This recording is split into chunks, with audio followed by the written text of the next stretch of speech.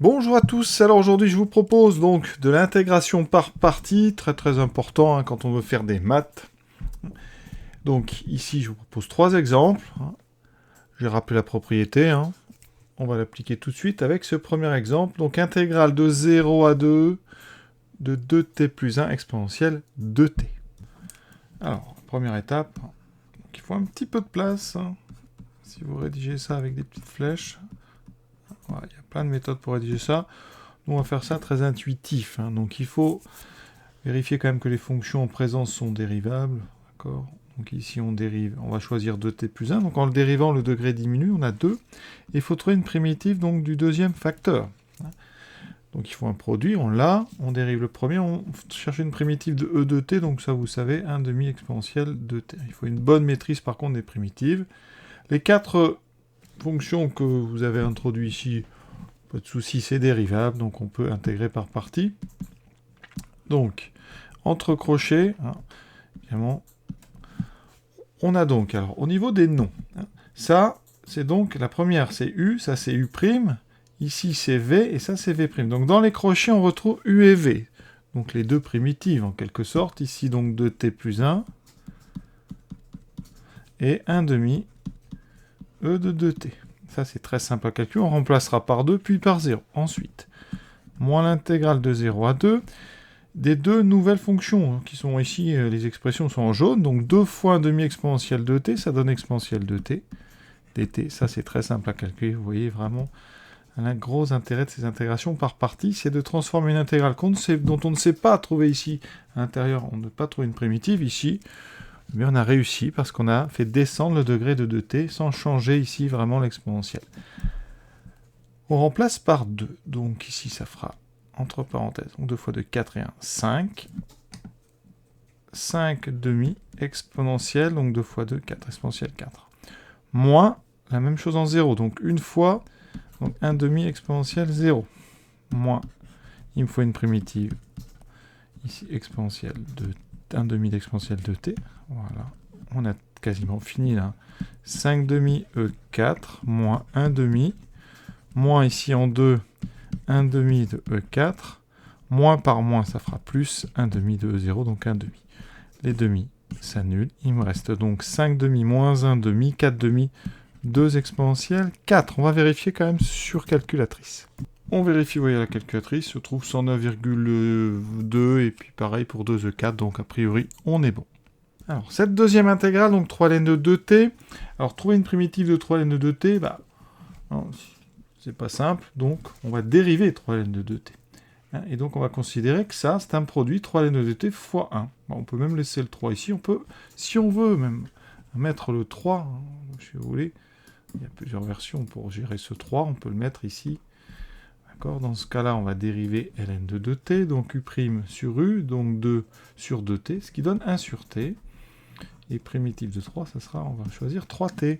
Les 4 expressions ici sont dérivables sur notre intervalle E2, E3, donc pas de souci pour intégrer par partie. On trouve entre crochets donc les deux du haut, 3t ln de 2t, pris entre E2 et E3, moins l'intégrale de E2 à E3, donc des deux jaunes, ici 3t fois 1 sur t. 3t fois 1 sur t, les t se simplifient, il me reste 3. Et ça marche très bien, vous voyez, là on a réussi. On remplace donc d'abord par E3, 3E3 ln de 2E3, moins 3E2 ln de 2E2.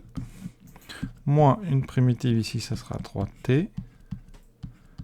On n'a plus donc qu'à remplacer. Alors ici, on va laisser comme ça. 3E3 ln de 2E3 moins 3E2 ln de 2E2 moins 3E3 plus 3E2.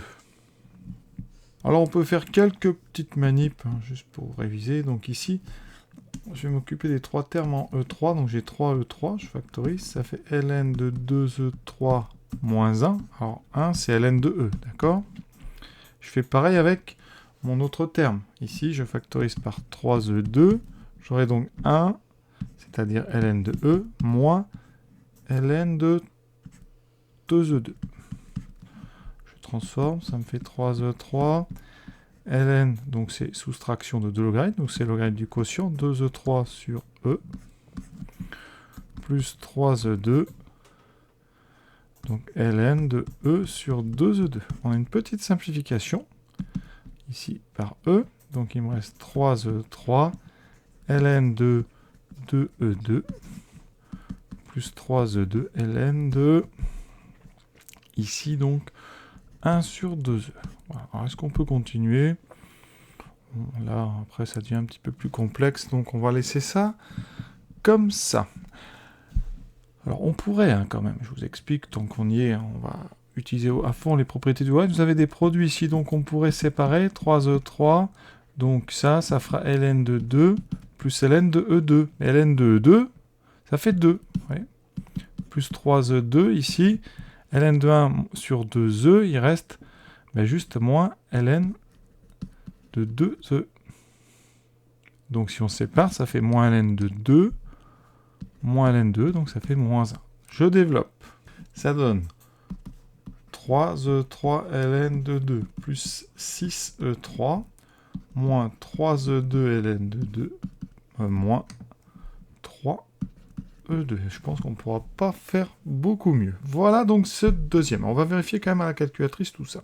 Effectivement, la machine, mon intégrale, c'est 124,7 à peu près, et toute mon expression, ça m'a donné 124,7, donc c'est bon. Troisième, avec du cosinus et un polynôme, ici degré 1, encore une fois, ça reste assez simple pour l'instant. Donc ce qu'on va faire, c'est qu'en intégrant, on va faire descendre le degré du polynôme, et comme ça, cos 2x, on va trouver une primitive, c'est assez simple. Et ça habitue comme ça à avoir un petit peu d'habitude. Donc là, j'ai mis pi sur 2, pi sur 4, hein. Donc x plus 2 cos 2x dx, donc on va dériver x plus 2, ça me donne 1, on va chercher une primitive de cos 2x, donc sinus 2x, mais attention, il y a 1/2. Tout ce que vous avez ici, les 4 expressions sont dérivables, pas de souci, on peut intégrer par partie. Entre crochets, donc vous aurez la valeur des deux primitives, donc x plus 2 fois 1/2, donc 1/2 de x plus 2 sinus 2x. Comme d'habitude, ça ne pose aucun problème de calcul. Moins l'intégrale de pi sur 2 à pi sur 4, donc des deux nouvelles, les deux jaunes, donc 1/2 sinus 2x. Voilà, on remplace. Au début, c'est très simple, donc 1/2, pi sur 4 plus 2, sinus pi sur 4 fois 2, ça fait donc pi sur 4 fois 2, pi sur 8. Non, pardon, je dis des bêtises. Pi sur 4 fois 2, ça fait pi sur 2. Ouf, parce que pi sur 8, le sinus, la valeur, bon, elle peut être connue, mais pas forcément par les élèves. Donc ici, moins 1/2 de pi sur 2 plus 2 sinus pi sur 2 fois 2, donc sinus pi, ça fera 0. D'accord. Moins une primitive, alors c'est 1, donc ce sera du cosinus 2x, hein, mais avec un moins. Donc ici, je vais transformer ce moins en plus et j'aurai 1/4. Pi sur 4 en haut et pi sur 2. Voilà. On remplace. Donc ici, alors sinus pi sur 2, ça vaut 1. Donc il me reste pi sur 8 plus 2 fois 1/2 plus 1. Ça fait 0. Plus, donc cos, donc on aura du cos pi sur 4 fois 2, donc pi sur 2, ça fera 0. Il me restera juste le... Donc l'autre, le moins 1/4 de cosinus pi sur 2, donc cosinus pi. Et donc ça fait pi sur 8 plus 1. Cos pi c'est moins 1, donc ça fait plus 1/4. Pi sur 8 plus 5/4. On vérifie à la calculatrice. Ça donne pour les deux 1,64, etc. Donc on a encore bien bossé, voilà.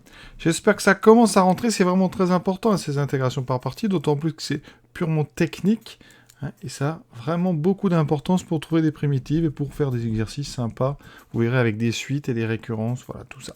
À très bientôt.